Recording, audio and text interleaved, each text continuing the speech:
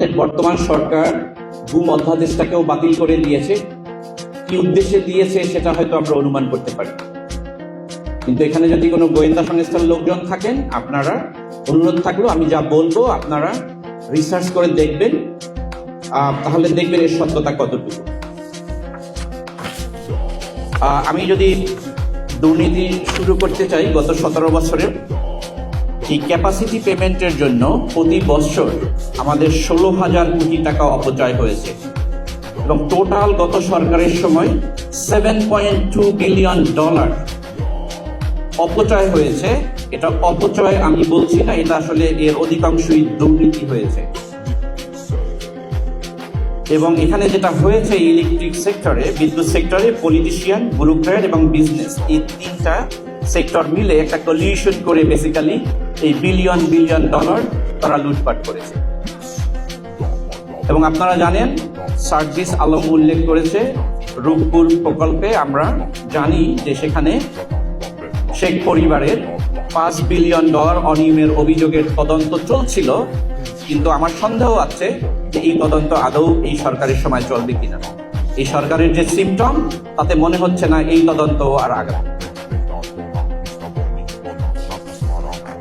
এরপরে বলছি 2001 থেকে 2006 সালের যে দুর্নীতি এই একই সেক্টরে জ্বালানি খাতে, আমার বলতে কোনো বিন্দু পরিমাণ দ্বিধা নাই। হাওয়া ভবনের ছত্রছায়ায় আপনারা সবাই জানেন সেই যে খাম্বা কেলেঙ্কারি, সেখানে শত শত কোটি টাকা,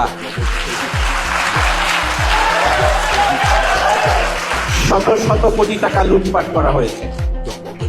আপনারা যে কেউ রিসার্চ করে দেখবেন, কতগুলো অথেন্টিক সোর্সে আপনারা পাবেন অনলাইন, আজকাল এগুলো খুবই সহজ, অথেন্টিক সোর্স থেকে পাবেন। এবং ওই সরকারের সময় 2001 থেকে 2006 সালে নাইকো চুক্তির যে কেলেঙ্কারি, সেখানে 13,000 কোটি টাকা কেলেঙ্কারি হয়েছে।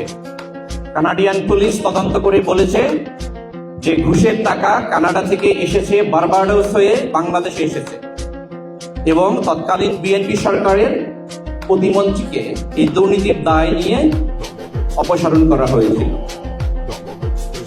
সুতরাং আপনারা বুঝতে পারছেন এই বিএনপি সরকার, আওয়ামী লীগ সরকার, এরা আসলে এই জ্বালানি খাতে লুটপাট চালিয়েছে গত 25 বছর যাবত। 24-এর পরে আমাদের এগুলো বলতে আর ভয় পাওয়ার কোনো কারণ দেখি না। তাহলে দেশ আগাবে না, তাহলে আর এই দেশে হাদিরা জন্মাবে না। এবার আসি একটু এই খাতে একটু কর্পোরেট মাফিয়া যারা এই জ্বালানি খাতে, তাদের দুর্নীতি নিয়ে আমি একটু বলতে চাই। সামিট গ্রুপের কথা আপনারা একজন বলেছেন। সামিট গ্রুপ তারা এই টোটাল ইলেকট্রিসিটি উৎপাদনের এই একটা গ্রুপ 21% নিয়ন্ত্রণ করে। এবং আপনারা খুব ভালোভাবে জানেন এই সামিট গ্রুপকে কারা এই নিয়ন্ত্রণ দিয়েছে, কেন দিয়েছে। তারা এই হাজার কোটি টাকা এই রেন্টালের নামে, কুইক রেন্টালের নামে সরকারের সাথে একাত্মতা হয়ে হাজার কোটি টাকা লুটপাট করেছে। এখন তারা সিঙ্গাপুরে গিয়ে 1 নাম্বার মানে ধনীর র্যাঙ্কিং এ অবস্থান নিয়েছে। এবং এই সামিট গ্রুপ এই ইলেকট্রিসিটি সেক্টরে শুধু টাকা লুটপাট করেছে তা না, তারা 1100 কোটি টাকার ট্যাক্স ফাঁকি দিয়েছে। 1100 কোটি ট্যাক্স ফাঁকি শুধু, আর $1 বিলিয়ন তো লুটপাট করেছি। এরপরে আসেন এস আলম গ্রুপ।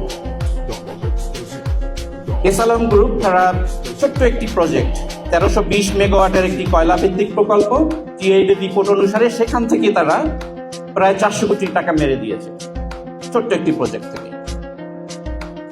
এবং আপনারা জানেন তারা 184টি ভুয়া ইনভয়েস দেখিয়ে কোনো কিছু ইম্পোর্ট না করে ভুয়া ইনভয়েস দেখিয়ে 10,000 কোটি টাকা পাচার করেছে।